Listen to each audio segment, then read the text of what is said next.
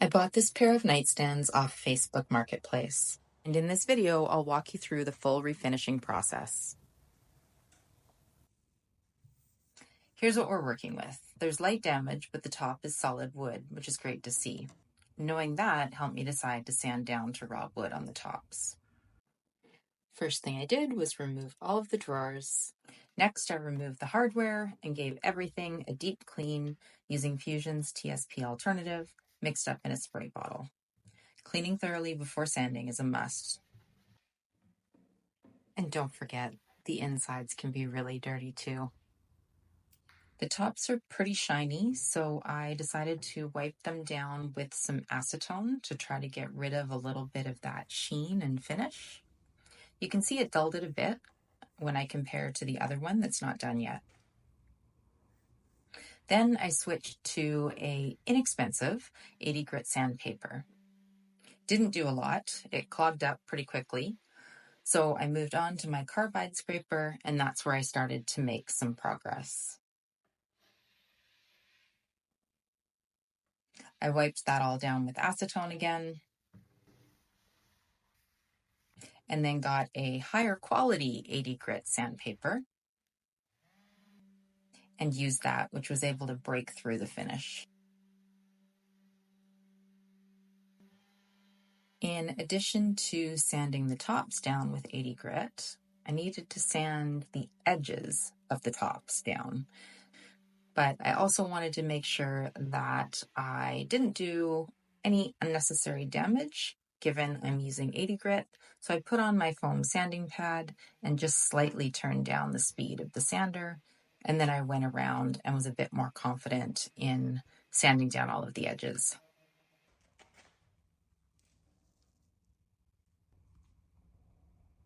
I then moved on to 120 grit sandpaper. Again, a good quality sandpaper. I went back over everything and it removed a little bit more just of the dark stained areas still. At this point, I moved on to filler. So first up is to fill the old hardware holes. My go-to process is Bondo first. Mix it up. It's a 2-part filler. So just use what you need and then apply it to the holes.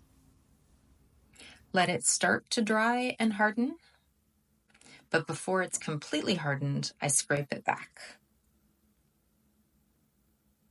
Then I apply a wood filler. My favorite is Fama wood, and I put that over top for a smooth finish.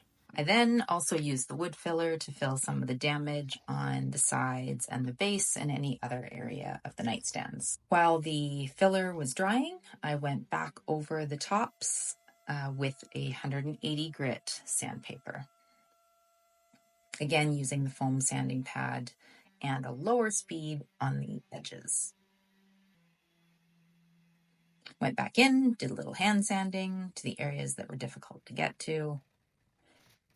Just wanted to make sure that the entire surface was scuffed up and any damage was sanded out or sanded over in terms of the wood filler.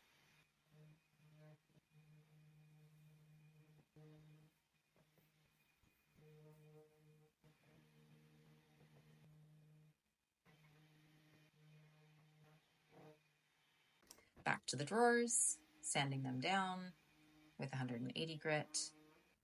And then finally going back over the tops, the raw wood areas that I'm going to be staining with 180 grit again, but this time hand sanding, just to make sure that I don't have any swirl marks.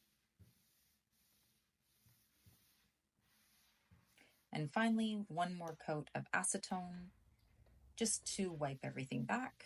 And this also gives you a good idea of what color the wood would be if you just did a natural finish. I used the acetone just to wipe everything off and make sure it was super clean. Then everything got wiped down with a tack cloth just to make sure that I didn't have any fine little bits of dust or anything left over. And I taped off the edges where I want to ensure I don't get primer or paint. And in order to seal the tape, what I do is just put a little bit of water on a microfiber cloth and run it along the edge.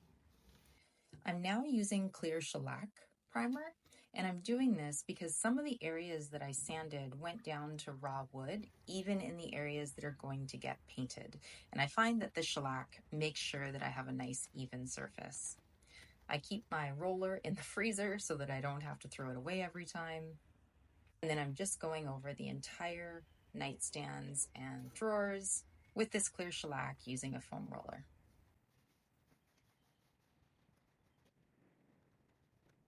Shellac over top of the filled hardware holes is also a key step in the process to make sure that they are smooth and not visible when you add paint. After the shellac had dried, I just went back over, and where I had any sort of little bumps of excess shellac, I just did a light scuff sand. And once that was done, I just used my spray bottle full of water again and my microfiber cloth to wipe it off once more. So while I could move on to paint now, I decided to prime once again, this time using my favorite black primer, giving it a nice stir. I also use a foam roller for this, but that's not necessary.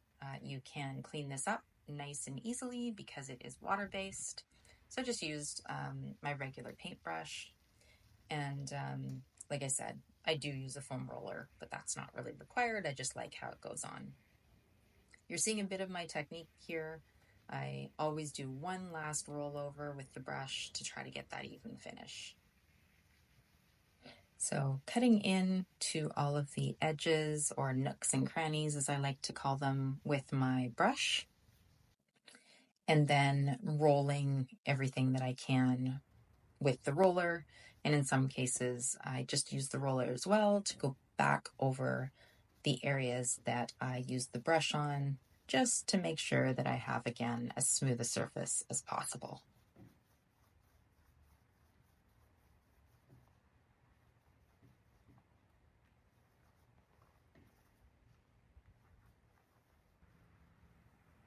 With the coat of primer on, it's actually a really good time to drill hardware holes before you paint.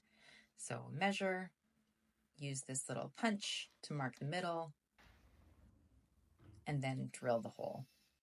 I also do, again, after this coat of primer, a light scuff sand, this time with 220.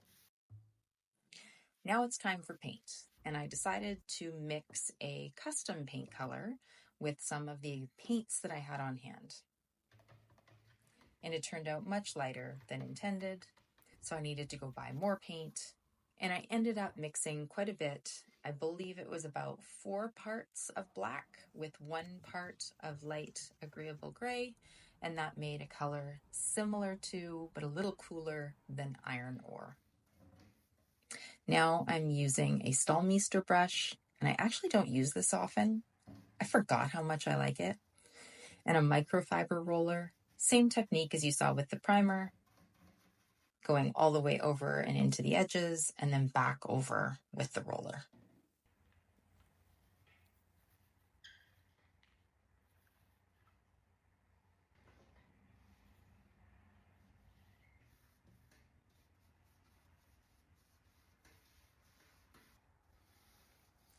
What you can see here is I'm about to tilt up the nightstand so that I can paint the bottoms.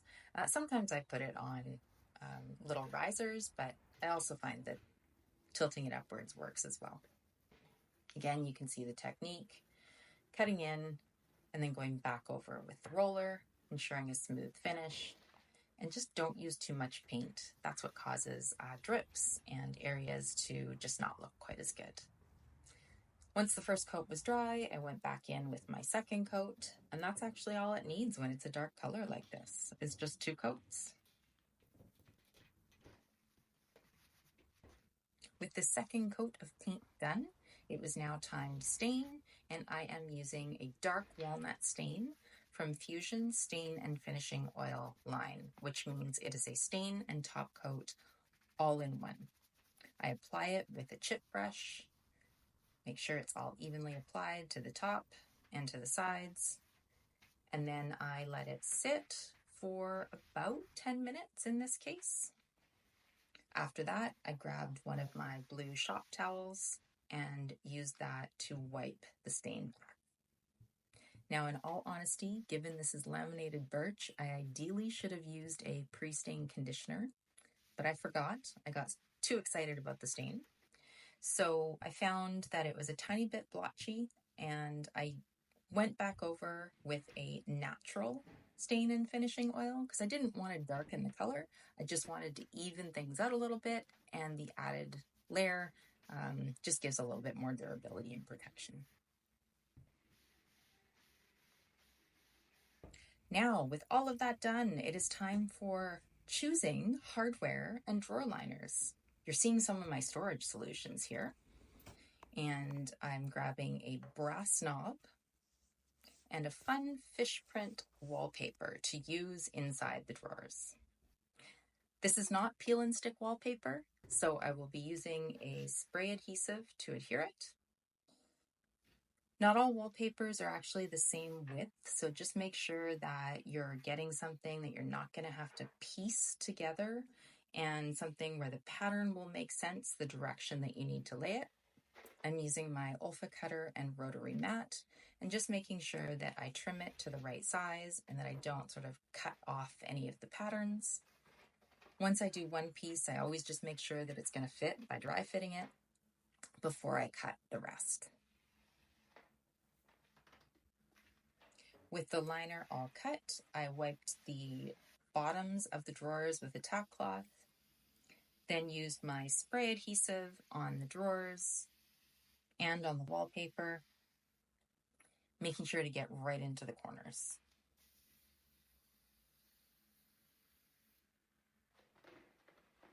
Once it's been applied to both surfaces, I set it in place, and then I will use my microfiber cloth just to ensure it's adhered and there's a nice smooth surface.